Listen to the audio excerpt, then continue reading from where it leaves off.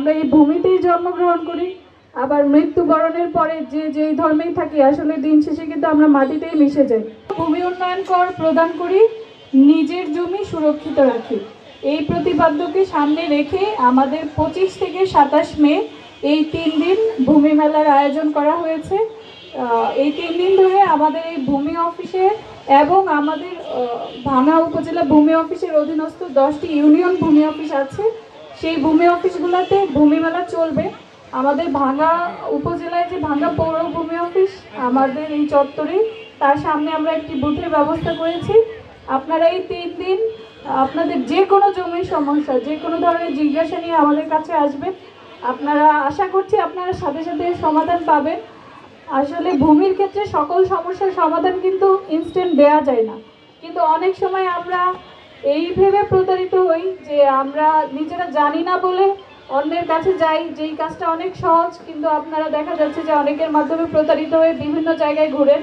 তো আমি চাইবো যে আপনারা এই 3 দিন আপনাদের যে কোনো সমস্যা, সহজ জটিল যে কোনো সমস্যা নিয়ে আমাদের কাছে আসবেন। আমরা ইনস্ট্যান্ট কোনো সমাধান যদি দেওয়া যায় সেটাও বলে দিব, অথবা কোথায় গেলে জমির সমস্যাটা সমাধান করতে পারবেন সেই সমাধানটা আপনারা নিয়ে যাবেন। আমরা সকলেই জানি যে আসলে ভূমির সাথে আমাদের সম্পর্কটা কিন্তু অনেক আত্মিক সম্পর্ক। আমরা এই ভূমিতেই জন্মগ্রহণ করি, আবার মৃত্যুবরণের পরে যে যেই ধর্মেই থাকি আসলে দিন শেষে কিন্তু আমরা মাটিতেই মিশে যাই। তো ভূমির সাথে আমাদের একেবারে আত্মার সম্পর্ক। তো বাংলাদেশের মানুষ যারা আছে তারা আসলে ভূমি সম্পর্কে জটিলতায় পড়ে নাই এমন মানুষ কিন্তু খুঁজে পাওয়া কঠিন। আমরা মূলত এই জটিলতাটাই পড়ি, কারণ হচ্ছে আমাদের অজ্ঞতার কারণে। আমরা বিষয়টা জানি না, যার কারণে আমরা বিভিন্ন সময় বিভিন্ন ধরনের জটিলতায় পড়ি।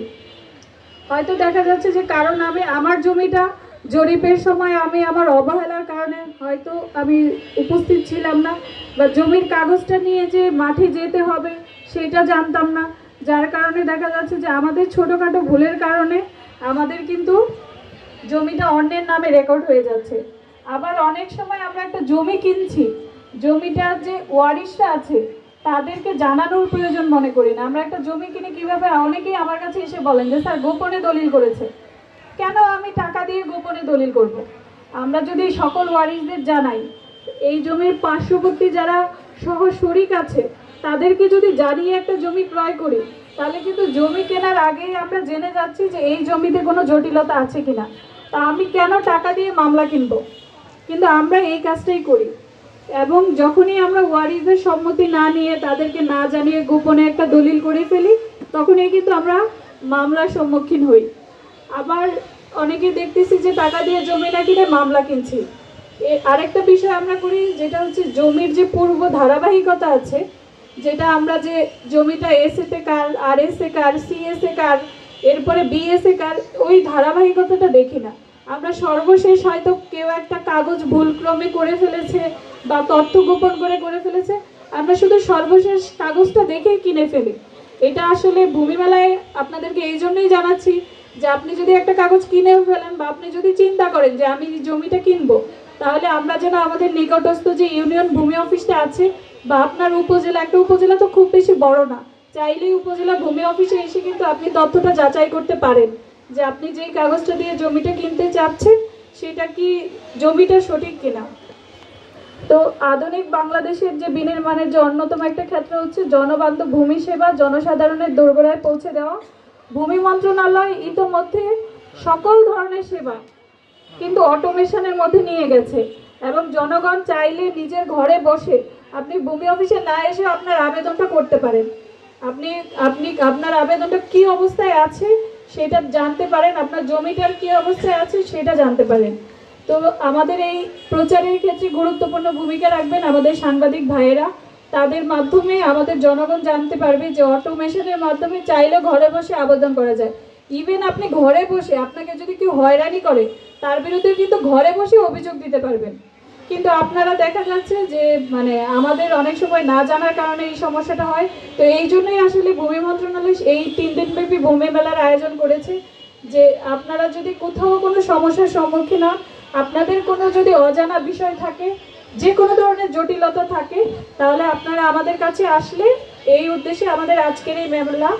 তো মেলা চলাকালীন সময়ে আমরা আসলে কি কি ধরনের সুবিধা দিব, এইটা জানার জন্য আমাদের যে আজকে যে আমরা জানি যে ই নামজারি সিস্টেম আছে, এই ই নামজারি সিস্টেমে যদি কেউ আবেদন করতে না পারেন বা অন্য কোনো সহযোগিতা লাগে, অনেক সময় দেখা যাচ্ছে যে অনেক আগে একটা আবেদন করেছেন, আপনার রেজিস্ট্রেশন এখন নতুন করে ওই নাম্বার দিয়ে করতে পারছেন না, বা যে কোনো ধরনের সমস্যা অনলাইনের খতিয়ানের বিষয় যদি জানতে চান সেটা জানতে পারবেন।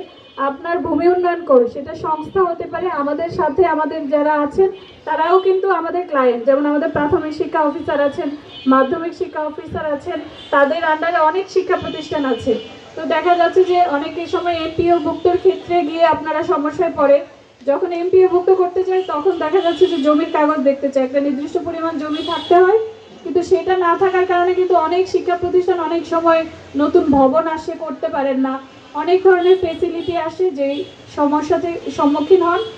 তো আমি আমাদের যে সরকারি কর্মকর্তারা আছে, এছাড়া অন্যান্য দপ্তরেরও নিজস্ব ভূমি আছে, আপনাদেরকেও আহ্বান জানাবো যে ভূমি মেলায় আপনাদেরও নিজেদের যদি কোনো সংস্থার কোনো জমি নিয়ে কোনো সমস্যা থাকে সেই ক্ষেত্রে আমাদের কাছে আসবেন।